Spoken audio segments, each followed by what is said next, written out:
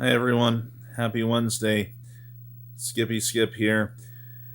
All right.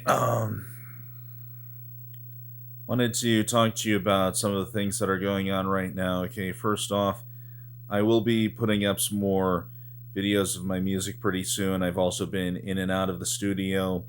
I'm trying to get my first real single off the next album done, and I'm going to try and get that up on as many platforms as I can, so stay tuned. But also, a couple of my shows got rescheduled again for because of the COVID-19. I was going to be performing in Raleigh and Richmond soon, back to back, but Richmond got moved back to December. Raleigh got moved back all the way to February. So hopefully that's the last time those are going to be pushed back and everything. Hopefully things will change soon. But I wanted to talk to you tonight about a very unfortunate death of the rock guitarist Eddie Van Halen from the band Van Halen of the same name. Now, also, do want to give a quick mention to a couple of other musicians who just died. Johnny Nash, he's known for singing the song I Can See Clearly Now. He was 80. And also, today, Ginger Baker died. He was the drummer for Cream. He was also 80. So, anyway, it's pretty sad right now. To me, it almost feels like that's time. I remember, like, Farrah Fawcett died in the morning, and then Michael Jackson died later that same day. Then within the next couple of days, both Billy Mays and Ed McMahon were also dead. So it's one of those times when just death keeps on happening, or death comes in threes, however you want to call it. Okay, but anyway, so I am. So at some point, I think I should do a tribute for Eddie Van Halen. I'd like to record Van Halen song, but again, it's going to take me a while because it can be pretty complex, and that's what I wanted to talk to you about. Okay, so Eddie Van Halen was a phenomenal rock guitarist. He was incredibly influential, not just on me, but on so many guitar players in our modern era. I mean, you watch so many movies and TV shows from the 80s and early 90s, and it's amazing the amount of times they bring up Eddie Van Halen. He was mentioned in Bill and Ted's Excellent Adventure. He was mentioned in an episode of Alvin and the Chipmunks, or the band was. He was mentioned in Salute Your Shorts, and also there was a sequence that involved his music in the first Back to the Future. You remember when Marty pretends to be the alien to manipulate his dad into going along with something, and he plays a mixtape. That's actually wasn't Van Halen the band, it was just Eddie Van Halen jamming himself.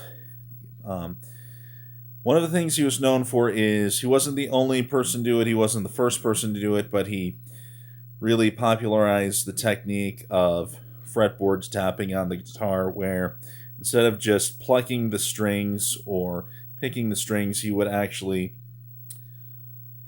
use his fretting hands to make notes, but then he would use his other hand to actually hit the fretboard of the guitar to make other notes sound. And it's like, I'm still trying to perfect that technique because it's pretty intricate and it has to be done a very certain way. You've got to know exactly what you're doing to make it work in harmony. I mean, the technique itself isn't necessarily that difficult, not for me anyway, but it's just like being able to make chords and progressions out of that, and also to keep track of where everything is. It's just like, if if you get one thing wrong, it messes up the whole thing. Also, I mean, when I was first starting guitar, I remember my mom talking to me about Eddie Van Halen, and she said that, like, he had said in an interview, or they had talked about in interviews, that he would actually hit his guitar a certain way to get a certain sound out of it, and people would ask him, "Whoa, how do you do that?" or "How do you make that sound?" And he says, "That's my secret." So it's like, he's a guitarist who actually has trade secrets. It's like the KFC's 11 herbs and spices. It's a secret ingredient that only he knows. It's like, whoa. So he does that, and in fact, in concerts, when he's doing that technique, he would actually turn his back to the audience, and so that way they couldn't see him. They couldn't see what he was doing. They couldn't see what his technique was. So again, he kept it a secret.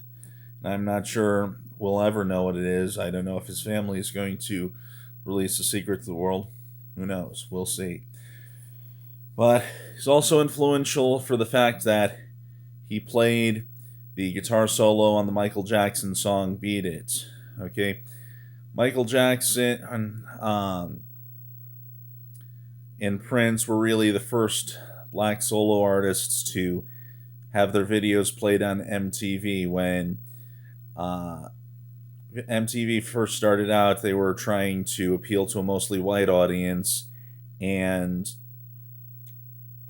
even David Bowie kind of called them out on that and said, "Why aren't you playing more black artists?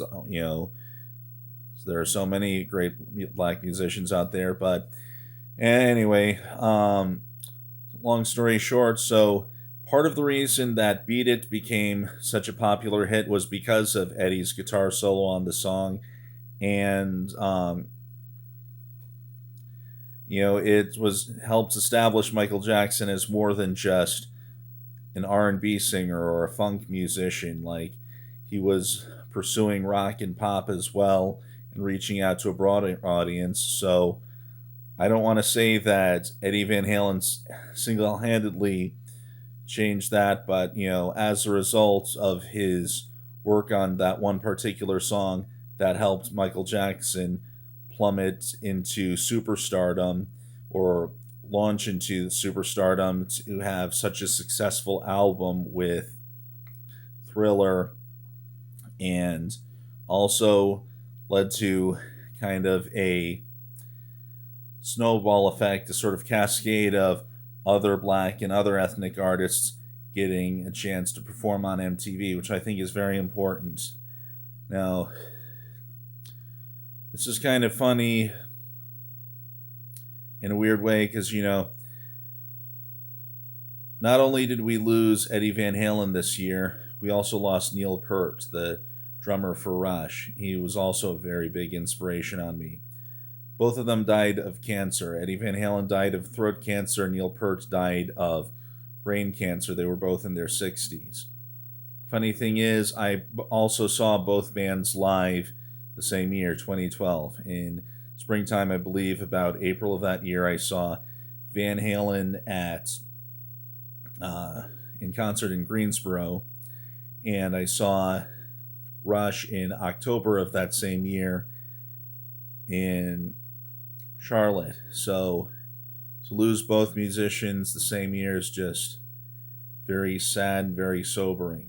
So again, I wish all my best to Eddie Van Halen's family, his son Wolfgang, his brother Alex, the drummer for Van Halen, his ex-wife Valerie Bertinelli, everybody in the band close to him. And I regret that I never got a chance to meet him. But I hope that he's at peace. I hope that he's well. Same thing to Neil Peart, and also to Johnny Nash, and to Ginger Baker. Rest in peace. And I hope you can find some semblance in the afterlife. Amen.